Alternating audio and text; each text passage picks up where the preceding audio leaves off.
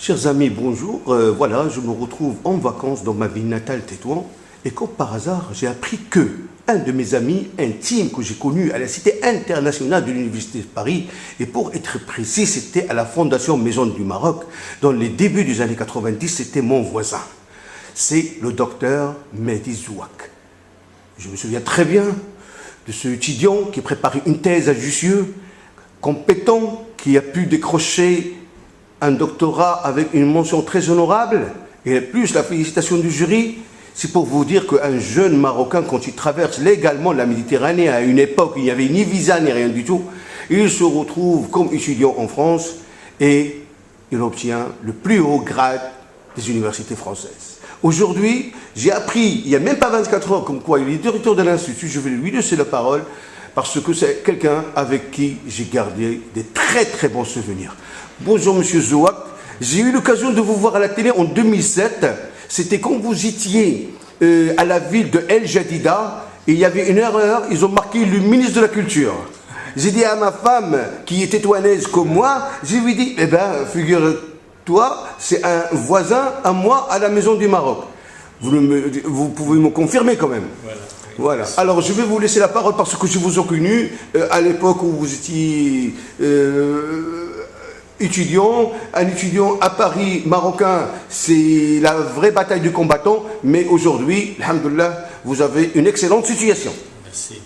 Merci, c'est Abkrim. Donc, voilà, tout d'abord, comme ami, voilà, on a partagé une partie de notre vie ensemble à Paris, donc une ville extraordinaire qui a marqué aussi une partie de ma vie. Donc là, vraiment, une des plus belles, on va dire, une des plus belles villes du monde. Cette ville de lumière qui nous a illuminés aussi dans notre carrière. Voilà, donc après avoir fini ma carrière, bien sûr, en France, donc j'ai intégré le Maroc, mon pays, dans lequel je vous souhaitais aussi donc donner un petit peu de cette expérience que j'ai eue. Et bien entendu, donc toute une carrière dans le domaine de la culture et de l'art, donc m'amène à cet institut. Cet institut, un institut, on va dire, historique, voilà, avec une carrière extraordinaire qui a été déjà, on va dire, créée en 1945 à l'époque du protectorat espagnol, qui va être inauguré par feu Mohamed V, le grand-père de notre roi, que Dieu le glorifie, Mohamed VI, Mohamed V, donc en étant comme école nationale des beaux-arts. Cette école qui va donner les meilleurs artistes qu'a connu le Maroc. Ces artistes comme Saad Ben Saffage, comme Kim Rara, comme Ben Youssef, comme Louezani, comme Bouzek et bien d'autres. Donc pas seulement des Tétouanais, mais aussi ces jeunes Marocains qui voulaient se former dans le domaine des arts visuels, dans les beaux-arts, qu'on en trouve actuellement un peu partout. Lehish, Shebaa, Boujmaoui, Bouchsalhiyani. Donc voilà, tout voilà, ce beau monde, ces beaux artistes, voilà, qui ont un petit peu écrit l'histoire de l'art marocain. Cet institut aussi va évoluer, pas seulement, donc il était comme école, une sorte de lycée. En 1993, il devient une institution d'enseignement supérieur. Voilà, donc maintenant, avec des jeunes, l'orientation de l'institut va changer. Donc là, je pense que c'est très important. Donc il était, entre guillemets, on va dire, une institution d'enseignement classique, où garder tout ce qui est académisme, peinture, dessin, aussi sculpture, voilà. Donc, mais en 1993, donc, il y a une nouvelle orientation, la création d'un nouveau département de décoration et de design. Et le département art plastique, voilà, va proposer tout ce qui est art contemporain aussi, donc tout, volume, installation, art conceptuel, tout ça, c'est vraiment une nouvelle, on va dire, orientation de l'Institut avec des jeunes comme Hassan Chaher, comme Younes Rahmoun, comme Safa Rouas, Batou Shimi, Fawzi Ahtires, donc énormément de jeunes qui ont créé une place dans cet espace de la création, on va dire, contemporaine, visuelle au niveau national et pourquoi pas au niveau méditerranéen. Bon, ceci dit, l'Institut aussi suit tout ce qui est évolution et réforme universitaire au niveau national. En 2015, donc, il y a une nouvelle, on va dire, un nouvel élan. Moi, j'arrive en tant que directeur à l'Institut. Donc, moi, j'étais déjà en 2004 directeur des études, mais en 2015, j'arrive en tant que directeur de l'école. Et, bien entendu, moi, j'étais un peu à l'écoute des étudiants. Donc, on voit un petit peu l'espace de création contemporaine dans le domaine des arts visuels a changé. Donc, à changer, ça veut dire qu'il faut aller aussi changer avec. Voilà, donc, c'est pour cela que d'abord, on a commencé par fortifier le département art plastique. On a complètement changé le département design, qui devient un département de design de société, de territoire et d'espace, d'objets immobiliers. Donc, un design, on va dire, qui répond aux besoins de la société. Et un département de dessin animé, de bande dessinée, qui a été créé en l'an 2000 et qui se transforme en un département de art narratif visuel. On ne fait pas que de la bande dessinée, on fait du dessin animé, on fait aussi de l'animation, film d'animation, on fait aussi de l'illustration, des jeux vidéo, de la création numérique. Donc c'est un institut qui se place au niveau des plus hauts, on va dire, institutions d'enseignement art visuel au niveau, pas seulement national, mais au niveau méditerranéen. Voilà, donc ça c'est notre institut qui actuellement, bien entendu, peut donner non seulement une licence, mais un master et un doctorat. Et là, c'est vraiment une grande avancée dans l'histoire de l'Institut national des beaux-arts, mais aussi un institut qui propose des événements culturels et artistiques de grande valeur. L'un de ces événements, c'est le Forum international de bande dessinée. Ce Forum international de bande dessinée... L'équivalent du festival d'Angoulême, si je peux m'exprimer ainsi. Avec qui nous avons une convention, bien sûr, que nous avons signée, et avec un échange entre créateurs, entre auteurs de BD, entre producteurs, et là je pense que c'est très important. Maintenant, quelques-uns de nos étudiants, de nos lauréats, sont en train d'étudier des masters et doctorats à Angoulême. Donc là c'est vraiment très très important, avec aussi, ils ont eu du prix. L'une de nos jeunes lauréates donc, a eu le deuxième prix Pixar de Walt Disney, donc le deuxième prix au niveau international, au niveau mondial. Là, c'est vraiment pour dire... C'est un honneur pour la région et pour la ville de Tétouan et pour votre institut aussi. Et la qualité au niveau national, c'est aussi une fille aussi, je pense, qui vient un peu du Maroc, et donc c'est un petit peu dans ce sens. Nous organisons aussi une rencontre très intéressante, une rencontre qui est la Biennale des Académies des Beaux-Arts en Méditerranée. On reçoit chaque 2 ans une douzaine d'écoles de beaux-arts de la Méditerranée, où il y a un échange entre les jeunes, entre les professeurs artistes, entre les institutionnels aussi. Donc pour créer des ponts, des synergies, de la codiplomatie, mais aussi de la création ensemble. On crée ensemble dans cet espace méditerranéen qui est le nôtre, qui est un espace, c'est la source de civilisation et de son développement. Et nous avons un autre événement, un petit événement qui est en train de se forger, une petite carrière qui est le Tétouan Design Event. Donc c'est un événement de design. Annuel ou... Il est annuel. Donc voilà, donc, chaque 2 ans on l'organise et on invite les meilleurs designers nationaux. Et cette année, au mois de mai, on va commencer à être à l'international. On invite des designers en Italie, en France, en Espagne, et voilà, avec des fondations très connues et reconnues comme la fondation Michelangelo, c'est elle qui organise la Biennale de design de Venise, avec la grande institution qui est l'École supérieure d'art et de design de Saint-Étienne, la capitale du design, avec aussi Marseille. Voilà, donc ce sont des... et aussi même avec l'Académie royale de Bruxelles et le Canada, la Slovaquie et le Portugal. Donc là, vraiment, on est ouvert pour le développement des arts visuels au Maroc, mais surtout pour nos étudiants. Pour leur ouvrir des perspectives professionnalisantes, des perspectives de création, pour intégrer l'espace professionnel, artistique au Maroc.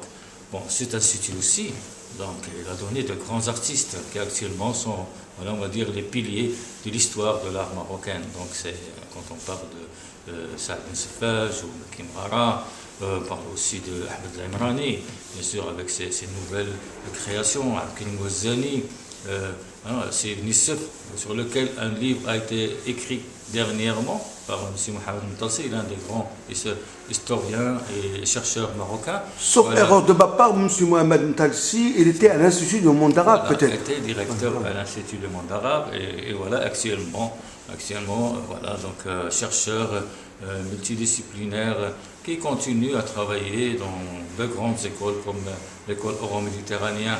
Voilà, était doyen à la faculté d'architecture et de design, et il continue donc à créer, à nous proposer de belles éditions comme celle de Ahmed Ben Youssef.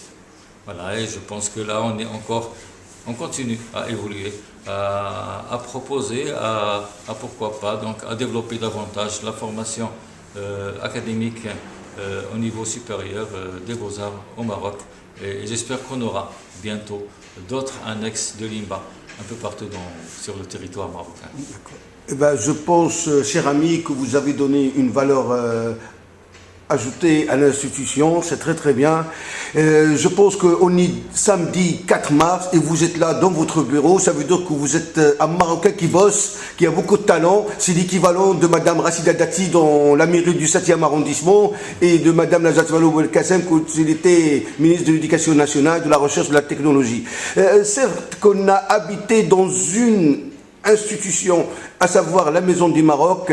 Je pense qu'à la Cité internationale de l'Université de Paris, c'est très très difficile d'intégrer. Quel souvenir gardez-vous de vos 4 ans dans une résidence dont l'architecte c'était M. Paccard, avec une architecture qui est 100% arabesque, le zélige de Marrakech, la petite fontaine, la cafétéria, le water, et le hammam avec le marbre au sol. Non mais vraiment, alors que je vous parle, c'était les Zaman Jamil, la belle époque. Alors, quel souvenir gardez-vous? Les repas, vous vous souvenez, le lundi, le soir, il y a le harira, le vendredi, il y a le couscous. Est-ce que vous avez vécu une scolarité universitaire avec une terre d'exil où on ne mange que à la française, ou bien c'était vraiment une chance? Parce que, sauf erreur de ma part, vous êtes Monsieur Zouak, et la ville de Tétouan, elle est connue par un fakir qui s'appelle Zouak. Et Zouak, c'est une région qui est à 26 km d'Ouazan. Voilà, dont mon père, il était le directeur d'un ensemble des écoles primaires là-bas. Et j'aimerais bien, si vous pouvez me citer, et qu'est-ce qu'il devient, par exemple, nos voisins, Madame Anissa Derrazi, qui est dans le théâtre, Monsieur Anas Emran, peut-être Ahmed Mahfoud. Voilà, c'était la clique tétouanaise à Paris. Voilà, donc voilà, c'était une chance et un privilège aussi d'habiter, de résider à la Maison du Maroc, dans la Cité internationale de Paris. Donc déjà, la Cité internationale, c'était une sorte de Nations Unies. Voilà. Exactement, oui. Voilà, nous avions des amis argentins, portugais, italiens, voilà, belges, américains, anglais. Et je pense que là, c'était un espace de partage interculturel extraordinaire. Avoir cette chance, c'était vraiment pour nous une occasion de connaître le monde dans un petit espace, mais aussi de partager avec eux et de leur montrer notre monde, notre Maroc, notre cher Maroc, dans cet bel édifice qui est la Maison du Maroc, avec cette porte monumentale, comme vous avez dit, l'espace de rencontres culturelles, le hammam, le restaurant, surtout pas le restaurant, mais la gastronomie qu'il proposait. Donc, exactement, oui. Avec un ticket à 10 francs, vraiment. Est-ce qu'on peut manger à 65 centimes d'euros? Franchement, il faut le faire. Hein. Voilà. Et, donc, et à Paris en plus. Exactement. Et voilà, donc je pense que cette chance qu'on a eue nous a permis d'abord de travailler, d'étudier dans de bonnes conditions. Et là, c'était le fondamental pour qu'on puisse continuer nos études, parce que quand même, nous sommes on va dire de familles moyennes, pas des riches ni des pauvres. Oui, vous êtes quelqu'un de modeste, humble, donc, et là, voilà. On est fiers de le dire que le Maroc nous offre cette occasion, donc avec une bourse, aussi un espace de résidence très abordable, très accueillant, avec les meilleures conditions. Et voilà, donc on ne peut, ça nous a permis aussi un petit peu de connaître la France, pas seulement Paris, donc un peu les entourages. L'emplacement de Paris, donc c'est un emplacement central au niveau de l'Europe qui permet aussi de se déplacer, de connaître pas seulement la ville de Paris, mais un petit peu toutes les villes de France, un peu aussi l'Allemagne, la Belgique, voilà, donc l'Angleterre, la Bretagne. Donc voilà, pour nous c'était une chance et je suis vraiment fier voilà, d'avoir voilà, résidé à cette maison du Maroc, bien entendu avec des amis. Malheureusement, feu Ahmed Mahfoud, donc on l'a perdu il y a quelques années. Qu'il demeure en paix là où il est. Voilà, c'est ça, voilà, donc l'un des grands penseurs on va dire, au niveau national, voilà, qui a édité énormément de livres dans le domaine de la traduction aussi bien traduction scientifique que philosophique que littéraire, sur toutes les langues, français, espagnol, portugais même, anglais. Et là, vraiment, on a une grande perte, on va dire, pour le Maroc. Anas Imran, l'un des grands chercheurs dans le domaine de la télédétection. Donc, toute une science innovatrice à l'époque, déjà dans les années 90, et qui est actuellement une référence africaine et mondiale dans le domaine de la recherche. Voilà, donc, Anissa Degazi, professeur à l'université de Casablanca, voilà, donc de tout ce qui est art dramatique, recherche et création. Elle est passée dans pas mal d'émissions du Moyen-Orient, comme MBC, voilà, comme Dubaï, etc. Voilà, donc c'était un petit peu vous-même, voilà, donc vous faites forger une belle carrière en France. Et là, c'est aussi un choix, et vous êtes aussi un miroir du Maroc. Donc là, pour nous, c'est un peu ça. Donc il y a des jeunes, voilà, que chacun choisit sa carrière, sa forme de vie, mais qui reste toujours attaché à cette vie. À ses racines, oui, bien sûr, oui, exactement, oui. La preuve, c'est que vous êtes marié à une Tétouanaise issue d'une grande famille tétouanaise. Et vous avez combien d'enfants actuellement, à moins que vous refusez la réponse? Voilà. Et qu'est-ce qu'ils font, Masha'Allah? Donc voilà, j'ai un qui est dans le domaine des finances. Très bien, c'est l'avenir, la finance c'est l'avenir, ouais, ça, certainement. Qui prépare son master dans le domaine du cinéma. C'est très bien. Donc, à Budapest.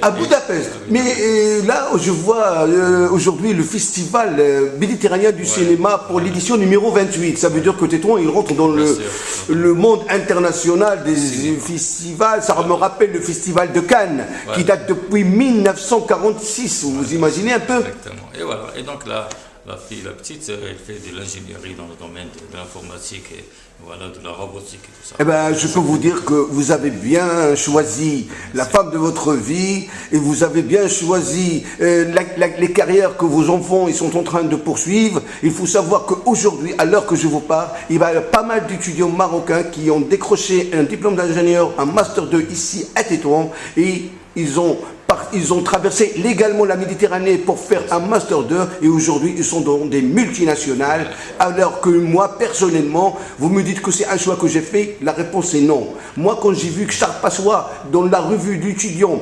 édition mars 1994, c'était marqué dans la couverture, Passois s'attaque aux étudiants étrangers. Alors c'était dur, je peux vous dire que la France ne fait pas de cadeaux. Et malgré ça, on a pu intégrer la société. Voilà, j'ai commencé par de l'enseignement dans les zones les plus lointaines de la région parisienne. J'ai passé le concours, une fois naturalisé français par décret.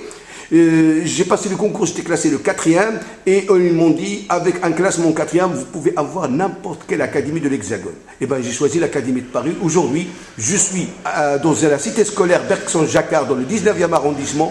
Un arrondissement comme la ville de Tétouan. On trouve les chrétiens, les musulmans et les juifs. C'est vraiment une photocopie.